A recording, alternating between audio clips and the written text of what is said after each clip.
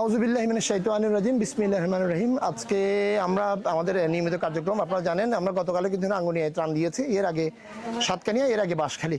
রাঙ্গুনিয়া এর আগেও দিয়েছে একবার, আবার আজকে এসছি আমরা চকরিয়া। আমরা চকরিয়া আমাদের অনেক স্টাফ কাজ করে আমাদের পারভি হসপিটালে। তাদের এই প্রথমত এখানে অনেক ক্ষতি হয়েছে চকরিয়ার মানুষের, আমরা নিজেরাও দেখছি, আমরা দেখছেন অবস্থা। এখানে অনেক মানুষ আসলে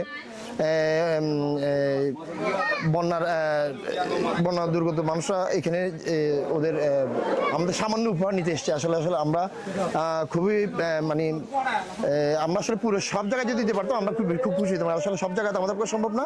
তো আমরা অবহিত করছি সবাইকে যে মানুষ আমরা যেখানে দিচ্ছি তার অন্য সাইডে হয়তো আরেকজন দিবে। আপনারা জানেন আমরা পারভি হসপিটাল কিন্তু প্রথম ত্রাণ কার্যক্রম, হসপিটালের মধ্যে প্রথম ত্রাণ কার্যক্রম আমরা আরম্ভ করেছি। এরপরে ধারাবাহিকভাবে অনেক হসপিটাল কিন্তু এসে, তাদেরকে আমরা আসলে আন্তরিক ধন্যবাদ জানাচ্ছি।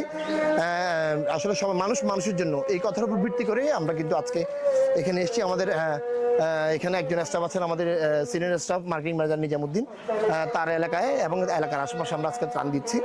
ধন্যবাদ পারভি হাসপাতালকে। ফরসন্দা সাংগঠনিক ইউনিয়নের 9 নম্বর ওয়ার্ডে বন্যা কবলিত এলাকাতে বনবাসীদের ত্রাণ বিতরণ করার জন্য অত্র এলাকার পক্ষ থেকে আমি মাস্টার হোসাইন মাহমুদ ধন্যবাদ জ্ঞাপন করছি।